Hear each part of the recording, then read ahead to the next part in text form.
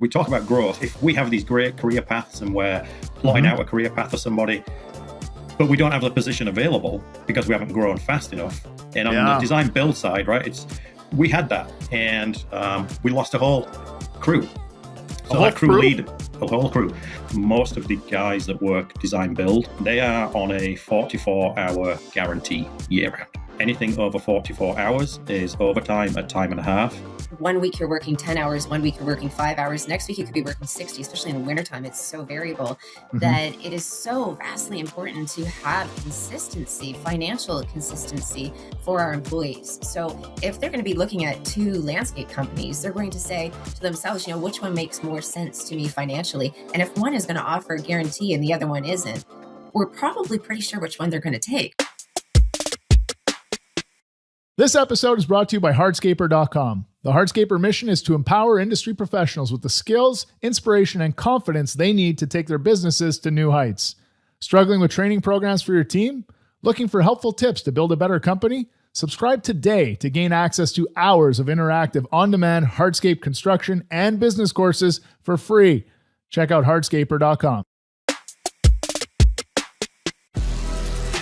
You're listening to Hardscape Growth, a podcast for hungry professionals who want to grow their businesses and level up. Hello, everybody, and welcome to another episode of the Hardscape Growth Show. I'm your host, Alex from TechnoBlock, and today we're joined by Chris Mace and Lisa Riess from Gelderman Landscape Services, just outside of the Hamilton-Burlington area in Ontario. It's an area I used to live in. It's an area that I'm quite familiar with, and I would always see those Gelderman trucks everywhere I went. So you guys have built a pretty impressive business, a pretty good-sized business, and today we're going to talk about one of the most critical elements to building that, which is the people. And how do you take care of those people? And how do you build a culture and an environment and a team that continuously grows and propels the business to another level? So first of all, before we get into this here, welcome to the show. And why don't you just tell us real quick here how long you guys have respectively been with Gelderman and what your roles are? Because I think it's cool to have these two perspectives together on the show with us. Perfect. Thanks, Alex. Thanks for having us here. Excited to do this. So I'm Chris Mace. I'm the VP of Construction and Design over at Gelderman. I've held this position here for 13 years now. Been in the industry for 20 plus years. My background isn't actually in landscaping to start with. I didn't take a conventional path to get here. I listen to your podcast a lot, and the landscape podcast seems to be, a lot of companies, and they can be $20 million in size now, started with, I was at university, needed some extra money, and started pushing a lawnmower. I was born and raised in the UK, went to university in England, did business and marketing, came to Canada, worked for a database marketing company. Wasn't enjoying what I was doing, and did a bit of a career change and ended up in landscape design and design build construction. Worked for a company in Toronto where I learned a lot, worked on a crew so that I could get hands-on experience. And 20 plus years later, here I am heading up residential design build at Gelderman. Love it. Lisa. Perfect. Yeah. So a little bit about my background. I am a certified HR professional, and I've been working in HR for over 20 years now. My background, much like Chris, is not in landscaping either. My background was actually in hospitality, specifically in hotels and resorts. I had an opportunity there to work at both the field level and in a corporate global HR capacity, which is really interesting. And I think that ultimately shapes certainly how I approach people and leadership at the end of the day. Along the way, I also spent about 8.5 years sitting on a board of directors. I was the director of HR for a nonprofit organization within Ontario. And how I got into landscaping was just over 5 years ago. So if we can, put ourselves back 5 years ago or so, it was 2020. And we all know what happened in 2020. So, it was a good time for reflection when you come from the hospitality industry and think, there might be something else out there that is really well suited for me. And that's when I made the move to the landscape industry and joined Gelderman.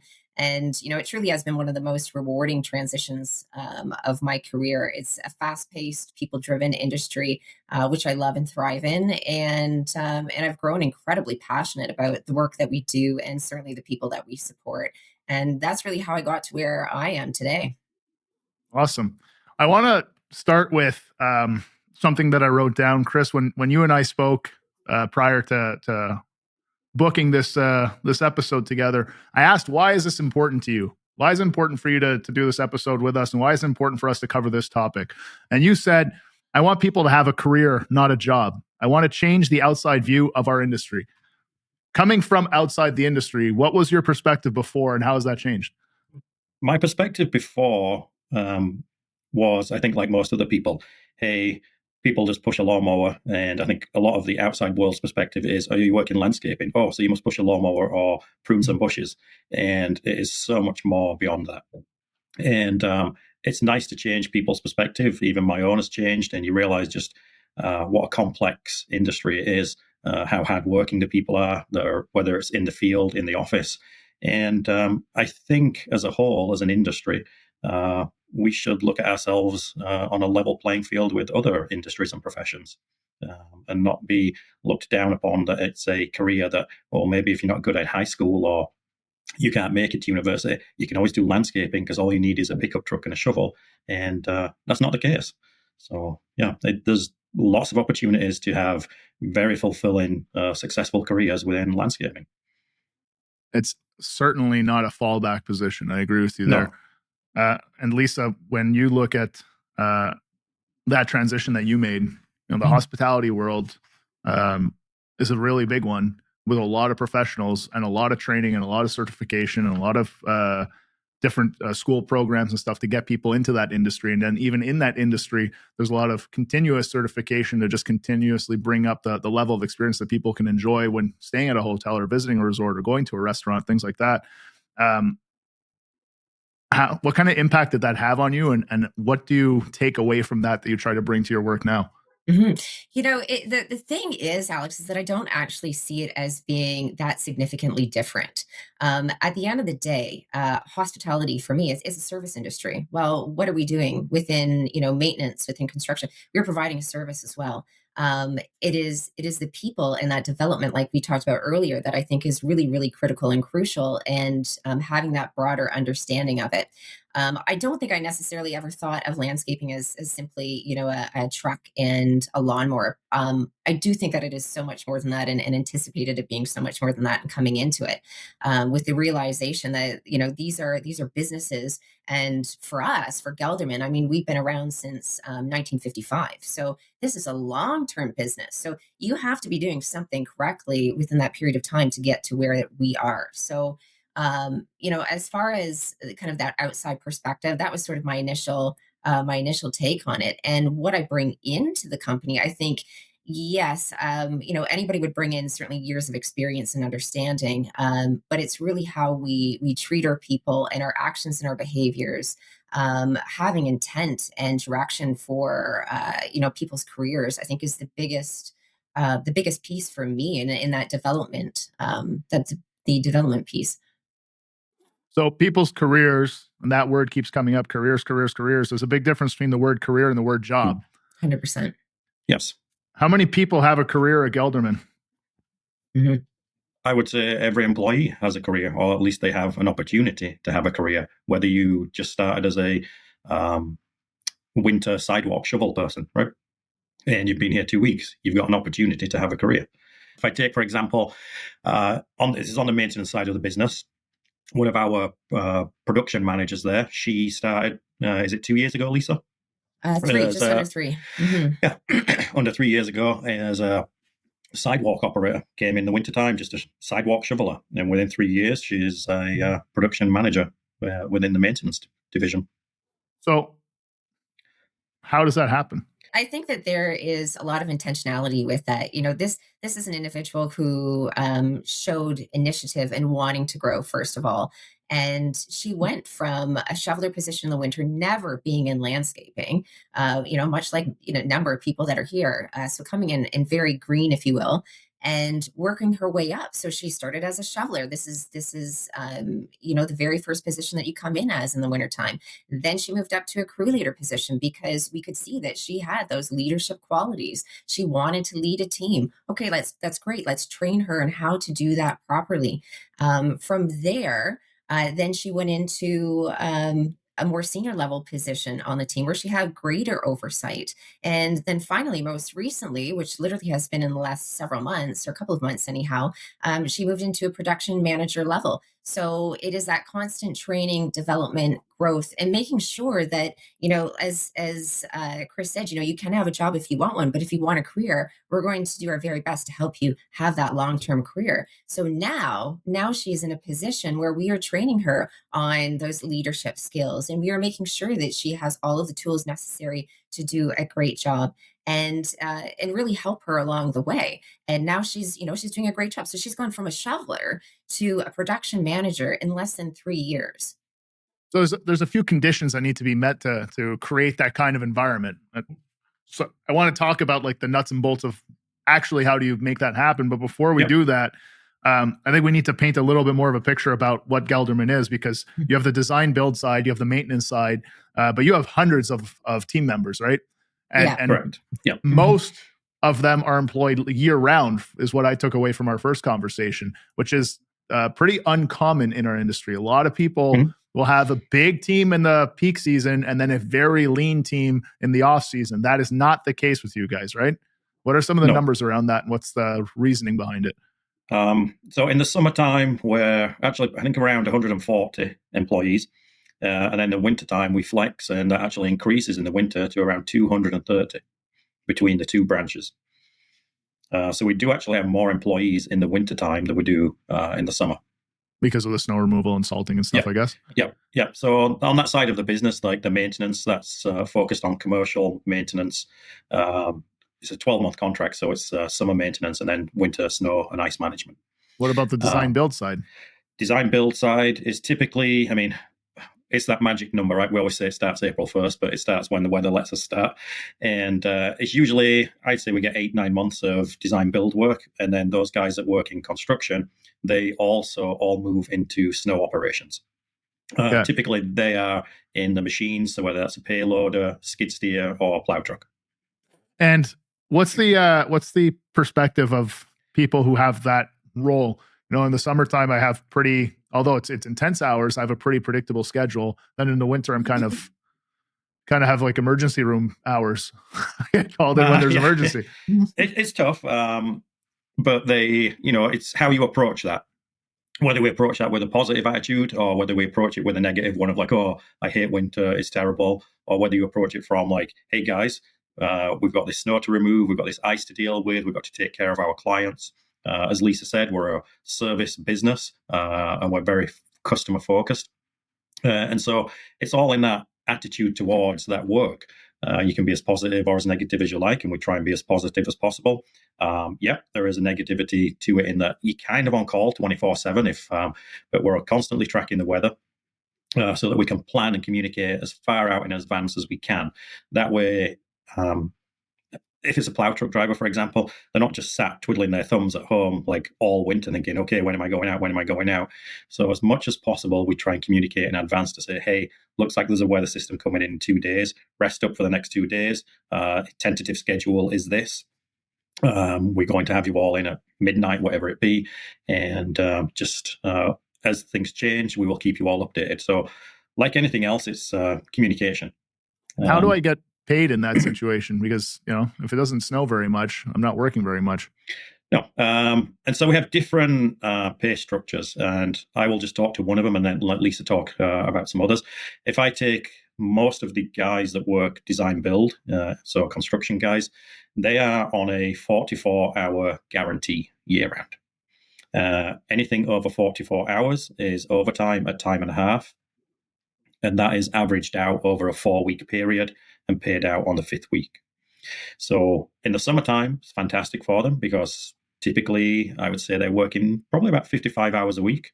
So on average, maybe you're getting 10 hours, 11 hours of overtime per week. So come that 5th week, it's like you're getting an extra paycheck. It's pretty awesome. And then in the wintertime, there might be weeks they're working 25, 30 hours, but they will get paid 44. So it's just guaranteed all the time. Yep, guaranteed, yes. How long have you guys been doing that? Several years now. this actual program that we have in place, I think, is probably about 4 years now. Correct me if I'm wrong, Lisa. Just over, I think, really about 6 years for the 40 and 44-hour guarantees. Yeah. And then, prior to that, we experimented with other things. We've done a bit of trial and error. We've got things wrong. We had a period of time where the main, say, crew leaders, whether construction or maintenance, were basically we're on a salary, but that really wasn't working. We had other guarantees that weren't necessarily working. And it's taken a bit of time and trial and error to land on this system. And it's a win-win for the company. It's a win-win for the employees too. So what wasn't working and why? I think sometimes from an employer perspective, when we had certain people on salary, and that was based upon them working a certain number of hours in a year, there was quite a few of them that weren't working that number of hours. So you're kind of overpaying, and it wasn't beneficial to the company. It was great for the staff member, but it was our labor costs were going too high. And at the end of the day, business is business, and you have to be making money, and it has to be kind of a win-win situation for both the employer and employee. If we're not making money and we're losing money and our staff costs are too high, then we have to figure out a way that works and wins for everybody. So what line is there salary versus an hourly? Most managers, so if you're say in an office position, you're a project manager, production manager, you're going to be on a salary. Field staff, crew leaders, they are then on an hourly wage. Gotcha. And what kind of impact did that change have on the business in terms of ability to attract and retain the right kinds of people to grow the company? So I think as far as, how this has helped us is huge in recruitment, because if you can offer somebody a guaranteed pay, knowing that this is seasonal work, and 1 week you're working 10 hours, 1 week you're working 5 hours, next week you could be working 60, especially in the wintertime. It's so variable that it is so vastly important to have consistency, financial consistency for our employees. So if they're going to be looking at two landscape companies, they're going to say to themselves, which one makes more sense to me financially? And if one is going to offer a guarantee and the other one isn't, we're probably pretty sure which one they're going to take, right? Is the one that says, okay, at least I know that I'm going to have X number of dollars in my wallet at the end of every single week. And I think that has been a huge benefit for us moving forward in our recruitment strategy, is being able to offer that to our staff. How do you pay for that? So that is paid out of our funds, right? That is part of Gelderman. It is we take on that ownership of making sure that they are paid well, and I think that that's just the cost of doing business. Because if we don't offer, and I think that this is where people get really confused, right? They look at this and say, yeah, but you know what, Lisa, Chris, that cost me a lot of money. And I would, respectfully argue that, well, it'll cost you a lot of money if you don't do these things either. And the cost of employee turnover, I mean, just for a junior position, we can look at that as between 30 to 50%. So, do you want to be spending that on a consistent basis? Or would I rather say, listen, I've got some great staff that I want to keep. They're key. I've trained them. They know what they're doing. I would far rather fund that than have to continuously fund that recruitment process and retraining and taking my employees' time that are great and in the field out because they need to train a new employee. So there's so many different facets to that. And I think that this is one of the things that businesses get confused, that I don't want to spend the money on that, but you're spending far more money elsewhere. 30% of what? Sorry, Chris. So 30 to 50% of the employee's base salary is what you're going to be spending in recruitment costs. And that's going to be the cost of, maybe you've got a recruiter. Fantastic. You're posting jobs. You are retraining. You're going through that interview process. There's all of these different compounding factors that add into that 30 to 50% cost. You track every single expense, every single hour, every single, all of that stuff. Yeah, plus, there's the opportunity cost too. When you don't have these people, you're not getting those things done. What are you doing? Exactly. So lost productivity, lost revenue. It is far bigger than what I think people know and see. Chris, what were you going to say? I was just going to say, if you kind of take it back to the nuts and bolts of this, and we're pretty diligent in when we set our budgets for the year. So when we establish our budgets for the year, what's our expected revenue? And I'll just take design build part of the organization. This is the expected revenue for the year. These are my expected costs. Now, that's a whole other podcast topic in itself, in like setting your budget for the year and knowing what my labor costs are going to be, knowing where they should be as well, right? And within that, you're building in what is the hourly wages that we can afford, what's the overtime that we can afford, what are the health spending account benefits, the other benefits on top of that we can afford to do and still be a profitable organization. So it's all worked in right from the very beginning. How do you pay for it? You budget for it. Yeah, exactly. And you take it to the limit where you can satisfy the profit needs of the organization, satisfy the people needs of the organization, continue to have enough money that you can reinvest in new equipment and new tools and new offices and new software, new training opportunities. And not price yourself out of the market. Exactly, and not price yourself out. So how do you do that? Well, we've had at least 25 to 30 episodes on that topic of marketing yourself and selling yourself and building a brand and all that stuff. But that's why it really is this big flywheel effect for your business. But it doesn't happen without the people. What are some of the other benefits that you're alluding to? So we have health spending account. Okay. What's that? So like health benefits. Okay. And we also do RRSP contribution matching. Okay. So for our American friends, that's like a 401k match? Yes, correct. Okay. So again, budget for that. And, with 230 people in the winter, 140 people in the summer, is all of the money that's going out on payroll coming entirely from revenue, or are there any government subsidies or any programs or anything that you guys take advantage of to help bridge that gap in the leaner months? Mm-hmm. Yeah, and that's a fantastic question. And I would say, yes, there is certainly a revenue component that comes with that. But if we want to look at winter is such a hard time to retain staff. And so one of the things that we've done is utilize the sub program. And what some of our listeners today might be doing is laying off their staff, right? So they might have a shortage of work. For Canada, you can go on EI. For US listeners, there's other programs and things out there based on the state that you're in. But one of the things that we utilize is, and we've just started doing this over the last few years, is using the Supplemental Unemployment Benefit Program. So this is a really interesting program. We use it only over the wintertime when our hours vary, sometimes drastically. And it really helps employees maintain up to about 90% of their average summer earnings. And it works by combining employment insurance and employer top-up, plus any hours that they work to provide more of a consistent income during those slower winter months. And this approach for us has been fantastic because it supports employees financially. So they have that knowledge of knowing that, hey, on a weekly basis, all throughout the winter, I'm going to get 90% of my summer pay. Huge, right? Huge. And so it gives them greater financial stability while allowing employees to retain, or allowing employers rather, to really retain their experienced, skilled team members. And it makes it a huge win for both sides. And that has been, like you alluded to a little bit earlier here, is that, it can be a pain to get started, and there's some caveats and there's things along the way. But once you get into it, you realize that, hey, this is fantastic. Our employees are getting EI. They're still able to work. We're topping them up, but not to the same amount that we might have done on a guarantee. And so we've got that relief from the government. And it has been a program that's worked really, really well for us. So I budget to cover my pay and my benefits and everything else that I have to worry about covering for the business. But from a people standpoint, I have that. I budget for training and certification and development of my people. There are some government programs that can help me out in some of the leaner months and really help me focus on retaining my top talented people that I need to keep around.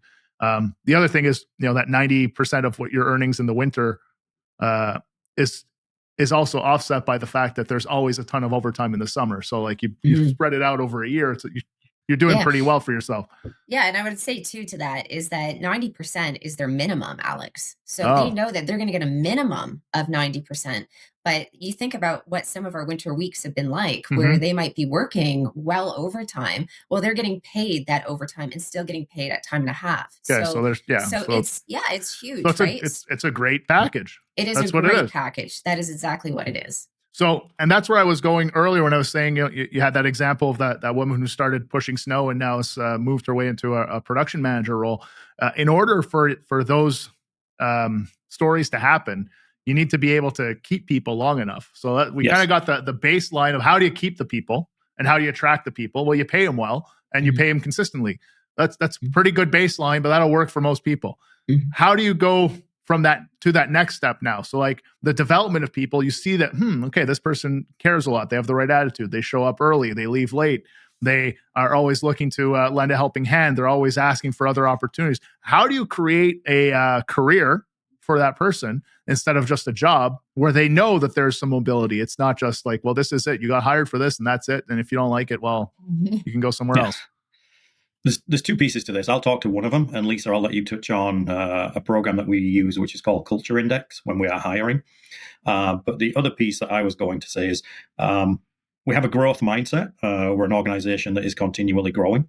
And let's just say we're growing 10 to 15% a year, compounded year on year. That in itself presents opportunities. And we want to do that so that we can present opportunities to staff so that they can see future opportunities for themselves and growth for themselves. We do have career paths. So if someone does come in as on the design build side, I'm a laborer. Okay, what's my next step? Well, going from laborer to a lead hand on a crew. And we have it outlined what is required to go from a laborer to a lead hand. What are the qualifications that we're looking for? What are we looking for from a on-the-job perspective skill? And then from lead hand to a crew leader. And then crew leader goes to project manager. From project manager, you can segue into, I want to get into sales or business development. So we do have those career paths that are freely open to staff to look at. And we're very open to having conversations with them. We do have yearly reviews and goal setting with all staff so that we can outline, hey, John, you came in as a laborer and you've got a 5-year goal to be a crew leader. Let's help you get there. This is the 5-year plan for you. What is the typical, you said 5 years, is that like the typical career path length? Or I would, in my experience, I think you need 5 years at least, especially with some of the projects that we build now in residential design build. It's not a simple 20 by 20 patio anymore. They're all encompassing. There's a swimming pool, a pool cabana, which could have a fireplace, TV, sauna. So there's a lot more engineering involved. There's a lot more detail to it. Just setting your heights right on site. I don't think you can jump into a project that might be $500,000 with 5 years experience. So fair enough. A smaller, simple project as a crew leader, as the one responsible for driving the results in the field. Absolutely, exactly. You've got to execute that on time and on budget. You have subs, you have other tradespeople coming in, you have your own people, you have many different materials coming in. The complexity and the variables and the scope of the, it's a month-long or 2-month-long project. That timeline starts slipping a little bit in week one. You pay for it big time. Exactly. So, and again, isn't a whole other podcast again. Yeah. We do have clearly defined career paths, and we do help staff follow. How did you do that? Path. Is that something that Lisa, you helped with when you came in developing those career paths? Because I know it's something like at Techo Block we've worked on a lot over the last 5 years because it was important for the same reasons. You hire great talented people, and like our company is growing too. We're growing every single year. That creates opportunities. Great. I just started here. I have no idea what that means. What's an opportunity for me? What's an opportunity in your eyes? It's not necessarily the same. So the career paths help us like get on the same page and communicate it clearly for everyone. Yeah. And certainly to understand, that there's more out there for me than just being that shoveler. And I can see that. And I can see that the company has put in time and effort to visualize those steps so that you can see that. This was something that that was in place before I came to Gelderman. Certainly, we've done a lot of refinement over the last several years in creating these career paths to make sure that they are relevant to today and relevant to our growth as well. There's some things that we don't necessarily do anymore. So maybe irrigation, which used to be a career path many years ago, not so much anymore. But there is in maintenance, and there is in construction, and there is all the way up to senior level management. And is it always vertical, or is there horizontal mobility throughout the organization? You could go horizontal too. For example, we've got, the first person that comes to mind is we have a crew leader that was in our maintenance division. And she said, I really love maintenance, but I really want to go to enhancements. Like it's something there's something in me that sparks joy in going to enhancements. And I've got this as a background, and there's a little bit of that horticulture. Fantastic. So why don't we make that transition into enhancement and try that out and see how you do, and do you like it? And is that going to be your new career path? There's no reason why you have to, stay stagnant in one area. Even from maintenance into construction, we've had that happen too, where somebody says, I started in maintenance. Listen, I see construction, Chris, or I see construction, Lisa, and it really, really interests me. And, I've taken this at school, or, I don't really have a whole lot of experience, but hey, I'm willing to push a wheelbarrow, do whatever it takes to get in there. Awesome. Like, let's give that a try and see how you do, and learn on the job and learn as you go. And our foremen, our crew leaders are going to help train you in what you need to do. So I think if you've got a willingness and a desire or a passion for any of those different facets within our organization, then that's a great thing. It's a beautiful thing to want to try out something new. And what we used to have, and we probably over the last couple of years, haven't done a good job of doing this, because I think partly we've been so busy, is we used to offer it to all staff that if you want to job shadow anyone within the organization for a day, you have that opportunity, whether that's myself, or whether that's Lisa, or whether that's someone in accounting, or whether you want to just see what happens on a construction project for a day. We offer that opportunity that you just go job shadow someone for a day to see if that is of interest to you. And if it is, again, then we look at that goal setting. Where are you right now, and where do you want to be? And how do we get you there? How do we help you? How many people take you up on that offer? In the past, and I will say, it's been a couple of years since we've really done this, so maybe we need to regroup on this, Lisa.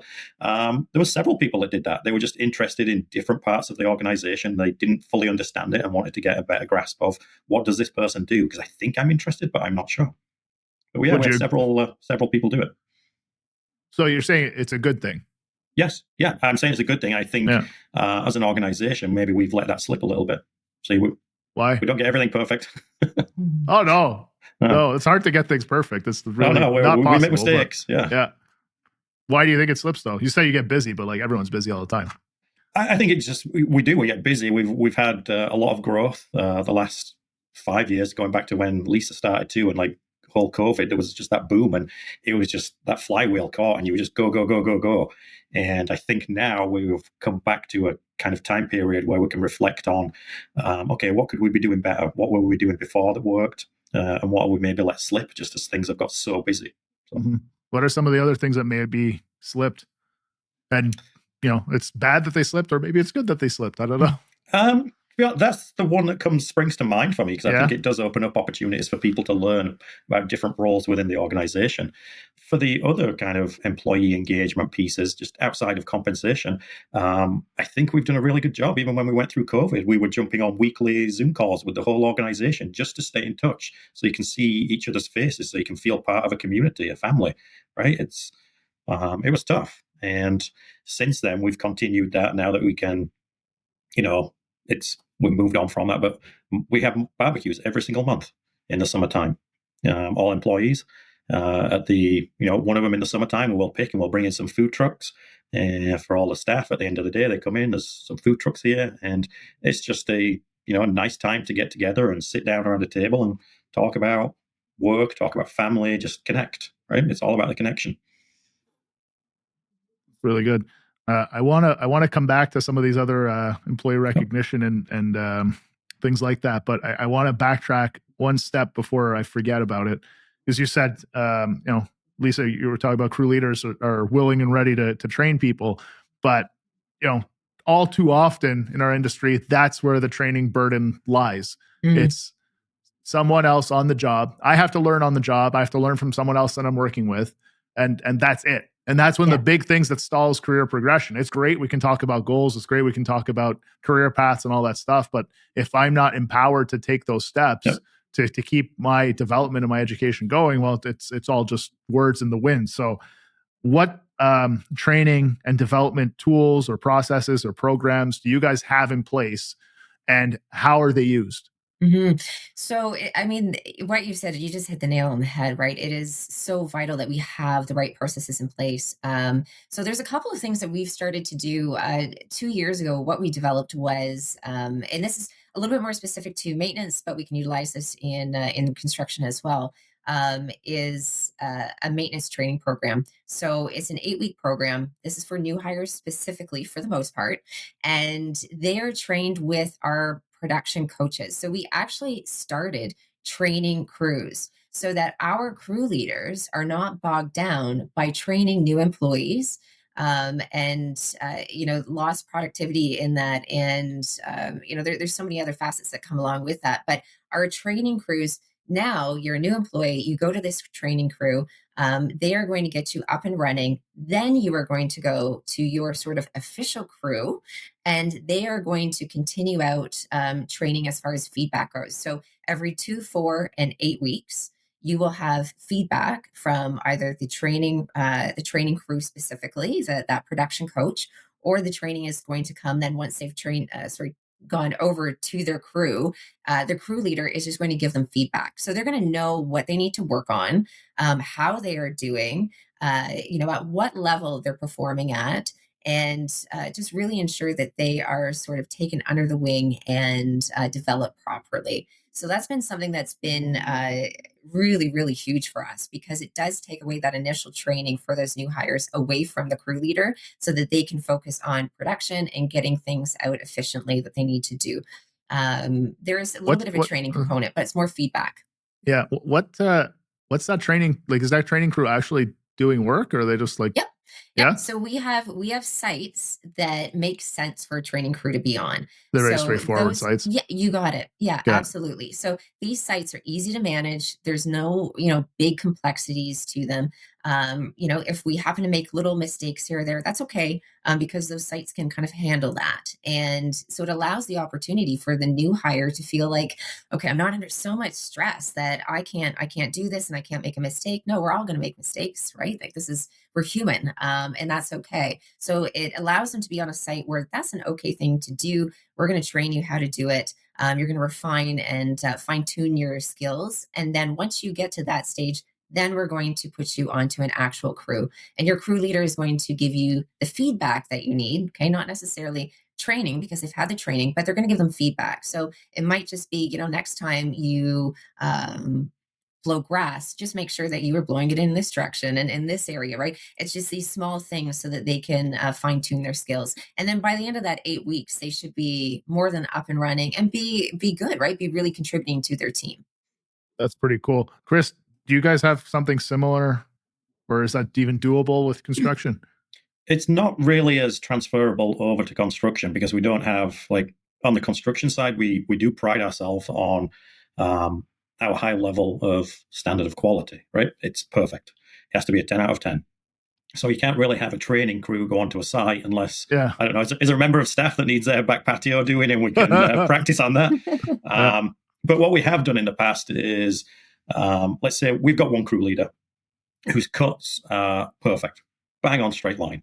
And, in the wintertime, let's get out some excess stone that we've got left over, half a skids, that we've got. Guys, you're coming out here, and this crew leader is going to train you on just how to do a perfect straight cut. So we'll practice on things that we can just throw away so that when you're on site, you know what you're doing. I love that. Practicing in the off season. That's when you hone your skills, right? That's like exactly golf. It. Well, it's like many things. Any sport, yeah. Yeah. When you're in the juice, like, there's only so much you can do. You're just executing to the best of your ability. If you want to make that ability better, you need some downtime to be able to focus on particular skills. And cross-training people and using your facility and using the off season to do that because you're paying them, because you have that guaranteed income for them. So they're sticking around in the winter. You're not laying them off. If it's not snowing, it doesn't snow every day, even in Canada for our US friends, it doesn't snow every day. So those other days, which is most of the days, we can be learning, we can be training, we can be developing new skills. And we can even be preparing things, we've talked about this at Hardscaper Showcase many times, but like in the contractor support manual, we have things like fire pits and water features that, require just a handful of cuts, and then you can repalletize the material and it's ready for a job. So those first jobs in the spring, those first 2, 3, 4, 5, 6 fire pits that need to go in, well, they've been pre-cut and pre-packaged and they're ready to assemble on site. So it's not just wasted man hours either. And if we scrap a cut, we scrap a cut. But you're still doing something productive on top of the developing of the people. So that's pretty cool. Well, Lisa, you said that like they get training, like the crew leaders are giving them feedback, but they get the training. What's the training? Where do they get the training? So the training we've developed to be specific, and again, this is specific into our maintenance division, but it's all different facets within the maintenance division that they need to know. So, have they learned a zero turn? To what ability? Have they learned a push mower? Have they learned backpack blower? Have they learned line trimmer? What does that look like? And that's where that for us. And there's more components to it than just what I've listed, obviously. But that's where they are getting that one-on-one direct training from somebody who already has spent many years with us. They know what our process is. They know what our quote unquote Gelderman way is, and so that's already been developed with them. So what they're doing is really instilling their knowledge to the new hire on exactly how you operate each one of those pieces of machinery and exactly what our expectations are when you are on a site. Is there any or ever any homework or courses, online videos, anything that people take as part of their onboarding or continuous development? Well, first, I talk about maybe onboarding a little bit too. Certainly, there's legal compliances that we have to ensure that employees have done. But when we're talking about sort of on the job, we use Riess, right? So Riess has various components and various training programs that are exceptional for our staff to be able to do, even on their phone, super, super easy. Chris, you might want to talk a little bit more about, courses and things like that your people have been through. Yep. So on the design build side, again, we will leverage and utilize Riess. We do have throughout the season weekly tailgate meetings. So we're always talking about safety and different elements and what we need to be looking at. But then again, going back to Alex, your point of like, once it is winter and we are in some downtime and we're not up and running fully on construction, maybe it's not snowing, we will often utilize courses through local, like Landscape Ontario, fantastic organization, and send guys on courses for that. Whether that's in person or online. And again, going back to where is that person right now? Where is that employee? Are they a laborer on a crew? Are they a lead hand? Are they a construction crew leader? What skills do we need to enhance with them? What do they need to work on? What are their career aspirations and goals? What's going to help them? And so we will look at courses and pick them. We allow everybody to take 2 courses a year. Whether that's through Landscape Ontario or under a different organization. We've had guys do stone masonry courses, dry stone walling. So if they come to us and say, I'd like to take this course, give me the reason why you want to take that course. Well, how do you think it's going to help you? How is it going to help the organization? And how many people do that per year? I'd say several. Like we always get the Landscape Ontario. They come out with a brochure for like winter courses, and we hand it out to the staff and say, "Hey, take a look through this. Is there anything that interests you?" Like we don't want to force this upon you, but again, that comes back to people that are career minded, have that growth mindset, and we'll come back to you with like, "Hey, there's like 6 on here that I want to do. Can you help me? Which 2 should I do first?" So basically, what you have is a company that's growing its revenues 10 to 15% every year. So that inherently creates opportunities to hire and grow people. You've created a program and you've budgeted accordingly so that you can pay people what they're worth, pay them well, and pay them year round with security, which is great. For those who are career minded, there are clear career paths. You can go up, you can go across, you can do this, you can do that. These are the steps to get there. This is the training that's required. This is the typical timelines that are associated to that. So people have the right expectations and they're guided along their journey. There's continuous education and training in the form of courses that I can go take and you'll pay for them, which is great, but also my own teammates that are going to train me on different skills that they've honed over the years. And we'll do that in the off season. If ever I want to learn about someone else's job and what they do, because maybe I'm thinking about changing, I don't need to change companies. I can just change seat on the bus and stay on the same bus. And I can just spend a day with them and see what that's about. And then if that's something, well, I'll talk to my supervisor about goal setting and career pathing for that.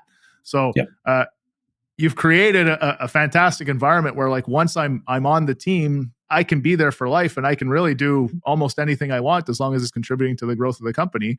What is an example, or what, maybe you have an example of this, but something that, like, all this sounds all fine and dandy, but like it doesn't always go super well. Like, I'm sure there were lessons along the way, things that you implemented that, like, wow, that was a effing disaster. Maybe we don't do that again.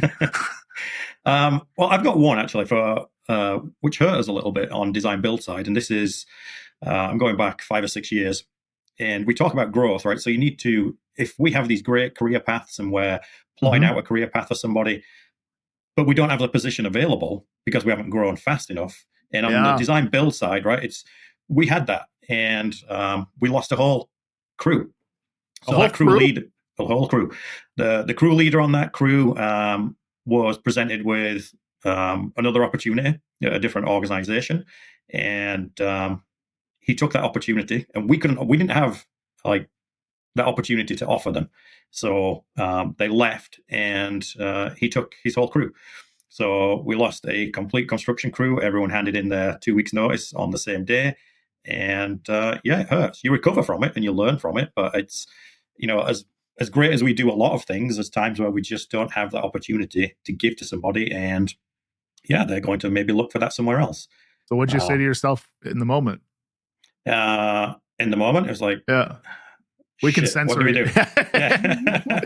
There might be a few bleeps here. It's, hey, what do we do here? And so for a few weeks, we're going to be weakened on the construction side because you've got 4 or 5 projects open. You can't suddenly just stop one. Mm-hmm. So then you're diluting your talent pool that you have by spreading out those guys across the 4 or 5 projects now that you've just lost 3 people. And then it spins back to, hey, we need to hire and hire quickly. But our adage has always been that let's, maybe we're a little bit slower in the hiring process just to make sure we get the right people. It's not, 2 feet in a heartbeat. We want the right person with the right attitude. So there's a little bit of pain for maybe 2, 3, 4, 5 weeks that we all have to come together as a team and just push through. And then, you reflect on that afterwards and say, okay, how could we have prevented that? Were we missing something? Not necessarily just the opportunity to present to the person that left, but did we miss something in communication? Did we, could we have prevented this somehow? So there's always a process of self-reflection. Sometimes yes. I would say in this instance, probably no. But I think we've had other instances where, we might have lost an employee and it's hurt us and we could have probably retained that employee. So, give an example of that. You don't need names, but just, something where it was staring you in the face. You just never saw it. And then they left and you're like, oh, I'm an idiot. I should have been doing this. I don't have one that's top of mind that I can think of for construction, because I will say, apart from that one incident, we're pretty blessed on the design build side. I've got crew leaders that 25 years plus at the last Christmas party we were handing out for his tenure, and others that are 10, 15 years plus. And then on construction, my project manager, he started off as a labourer in construction. In maintenance enhancements, the project manager there, he started off as a labourer. And they will both work their way up to being crew leaders, and were crew leaders for quite a while until we had that growth where those opportunities came and they both moved up. Mm-hmm. So, I think that's you're just making me think of some of the people that have left our organization over the years too, and it's kind of the same thing. It's like it's either there wasn't a clear path to the next opportunity presented to them, and it's not always obvious for the employee. Sometimes it's obvious for us, like, this person, like they could be this in a couple of years. But if you're not saying that and saying that with enough of a frequency, not that you're giving them a big ego about it, but just enough that they aspire to it and they want it too, you miss out there. And the other thing is, what I wrote down as you were saying that story is what happens when you can't grow as fast as your people. Yep. And that's why having those training and development opportunities is great. But if you're not, you said it, this could be a whole other episode, but if you're not growing the business on the other side, if you're not building a great brand, if you're not marketing the company, if you're not continuously attracting bigger and better and more profitable customers and selling those projects, well, then you're going to lose your people eventually too, because the people who are good and the people who want to grow and the people who want to build a career and a better life for themselves, well, those people are ambitious, and you need to create, I say seat on the bus. Well, the bus has to keep growing. Yep. So there are more seats and there's more opportunity. There's more things to explore, because you will have people that, even though they're really, really, really good at their job, they won't want to do that job forever. And you don't want them looking outside the company. You want them looking inside the company for how they can help, because they already understand everything else. They understand the culture. They understand the people. All the shortcuts are there. Sure, they got to learn a couple new skills, but everything else that is the really hard part to figure out, well, that part is already established. Mm-hmm. Is there anything else that you guys want to add? Whether it be, actually, you know what? Why don't I frame it this way? All of this, if I put myself in the shoes of the average owner operator, sounds great, but it's me and 2-3 other guys. Yeah. And I was going to say this. I was going to caveat this whole podcast and kind of conversation. I think we understand that we come from a place of, if you like, privilege within the landscape industry. A lot of guys are smaller players. It's they're owner operators. They've got 1 or 2 crews. They don't have a Lisa. Yeah, they don't. Chris is Lisa. Yeah, they're doing everything. Their recruitment, their HR, their employee engagement. But I would still say to this that a lot of it still comes down to communication and employee engagement. Whether you've got 140 staff in the summer or whether you've got 5, once a month you can have a barbecue. Mm-hmm. Once a month you can sit down and talk with them about their goals and aspirations and just family life and where they want to be. So you can still do these things. You don't need to be a huge organization to be doing that. It's communication, it's engagement. I say it's like any relationship, whether that be a work relationship, a personal relationship, your wife, your kids. You get into it, like you get out of it what you put into it. So if we leave people there just hanging around and look at them as just 2 feet in a heartbeat, and I need you to show up and do some work for me, then that's what you're going to get, right? Whereas if you look at them as, hey, there's a relationship here, we can grow together, we're going to have our ups and downs, but that's what you can still do regardless of how big of an organization you are. That's very sound advice. On a practical sense, outside of those conversations and mutually sharing goals, this is where I'm trying to take the company, and people saying, well, this is where I'm trying to take my career, and this is, what I'm trying to build for myself. Is there anything that you guys did in the beginning that would be good first steps if I wanted to formalize this a bit more within my company? Let's say we've brought on a second crew, or let's say, we're getting to that 10, 15, 20 person company, and I want to keep growing this thing, and all this sounds good. What's the kind of the 1, 2, 3, maybe most important things to start with? Yeah. I think, the very first thing that I would start at is looking at your overall HR strategy, and maybe you don't use it in quite those terms. I do, given my background, but what is your strategy for people? And I think that the very first thing that you need to be doing is looking at who you have in your organization right now. Do you have the right people in the right seats? And if you don't, that's something that you need to look into and address. And look at your recruitment. Okay, so people overall there. The second part I would look at is your comp and ben. Are you at least meeting what what the market is at right now, or are you exceeding it? Do you have guarantees? Are there other things that you can offer to your staff? And look at other measures, like the benefits. We call them HSA, right? So it's a health spending account. Do you have RSP matching? Is that something that you can do? And what can you do to retain your staff in the winter? If you're Canadian, can you look at that sub program?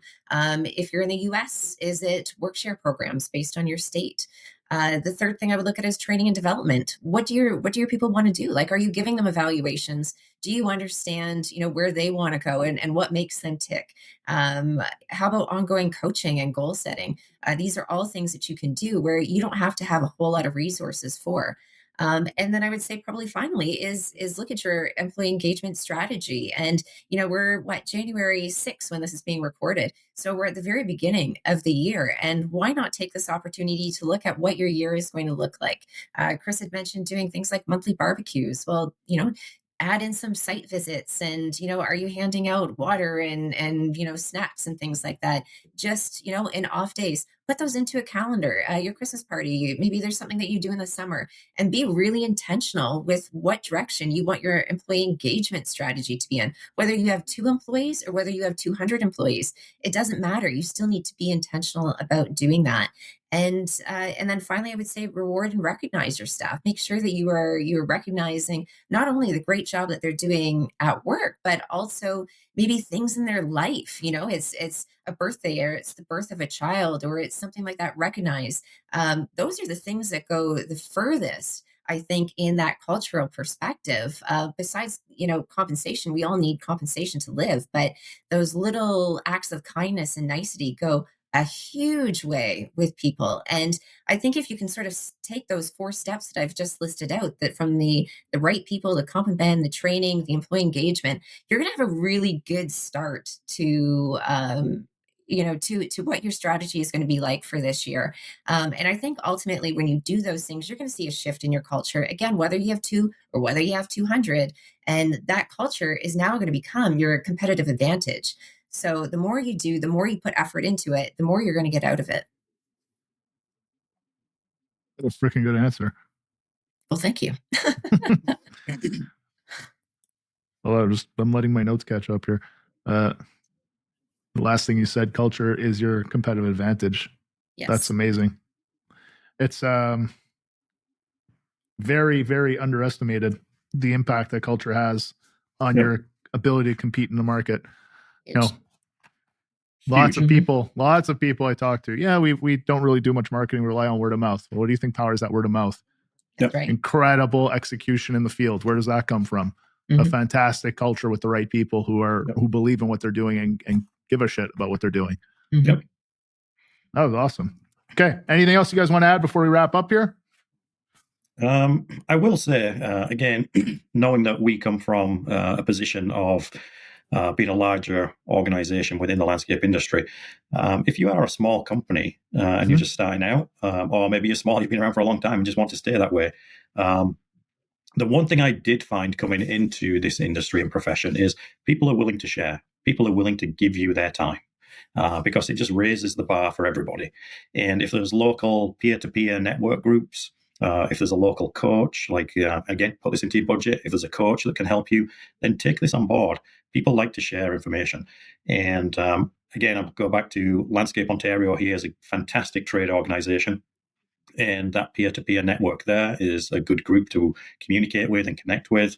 And if you are smaller, but still have that big mindset, think bigger. And maybe, you can't afford to have an HR department, a recruiter, but you can bring a fractional person in from the outside and have them on a retainer, or you pay them as you use them, right? So you can kind of sub out those pieces that maybe you're not as skilled or as educated in, and focus on the pieces that you do know. So, it's still opportunities to do that even with a smaller organization. Mm-hmm. Yeah, that fractional thing is becoming more and more it's the latest buzzword, right? Available. Yeah, it is. But it's basically a sub, but it's the same thing. But you can do it for your bookkeeping, you can do it for your accounting, you can do it for your HR. Lots of people already do it for their marketing. They just hire a marketing agency or a marketing person or a social media person to do a couple hours a week, and that's all they need. You can do the same thing with HR if you need that kind of help, and it's really not your forte. And who knows? You'll probably learn a few things, and you'll probably get better at a few things, and then you'll manage to build a better culture and build a better company and grow that, and then bring on someone full time, or maybe it'll become something you become passionate about because you see how directly it impacts the bottom line. Guys, I want to thank you for joining us on the show. It was super informative and very, very. How can I say this? It really simplified a thing that's like a big thing and that no one ever wants to talk about. HR. Sorry, Lisa, but it's true. Oh, it's okay. You're not the first to say that. It's not the big, exciting, sexy thing, but the way you boiled it down, especially at the end there. Who are the people do I have? Are they in the right seat on the bus? is their compensation and their benefits aligned with what they should be getting, could be getting, and what I want them to be getting? Am I doing what I can to keep them engaged year round? Am I training and developing them? And engaged year round, meaning like they're working and employed year round. And then there's also the engagement in terms of I'm recognizing their contributions, I'm rewarding them, and I'm doing that with intent. I actually care about my people. One of the episodes that we did, maybe 2-3 years ago, was the Hardscaper High Five was 5 core values, and the number one was take care of your people. You take care of your people, everything else becomes a lot more achievable. And you guys definitely outlined many of the ways to do that and the impacts that it has. And anyone in the greater Hamilton, Burlington, Watertown area, you see those red trucks with the yellow Gelderman on it, and everywhere you go, you see one. Well, now you understand why. So thank you very much for joining us. Thank you, Alex. Thank you for inviting What's the us. Website if people want to learn more about Gelderman or socials or Gelderman.com. Our socials are right on our website. And we'd love to hear from your listeners as well. Okay, awesome. And if they want to reach out to either of you, like you said, Chris, people love to share. So some people will reach out to you hoping that you will share too. Yeah. Yep. So they can find you through the website, I guess? You can find me through the website. They can find me on LinkedIn. I don't use it too much, but absolutely through there. Mm-hmm. Go on the website. You can connect with me. Happy to chat with anybody that wanted any more information. Yeah, absolutely. Okay. Amazing. Yeah. All right, guys. Well, thank you very much. And until next time, everyone, work hard, pave harder, and we'll see you next time on the Hardscape Growth Show. Yeah. You've been listening to Hardscape Growth, a podcast for hungry professionals who want to grow their businesses and level up. Each episode is all about taking the next step in running your business, so make sure you never miss a show by subscribing on your favorite podcast player. And if you're finding this information to be useful, help others in your position discover us by giving us a star rating and leaving a comment. We'll see you next week.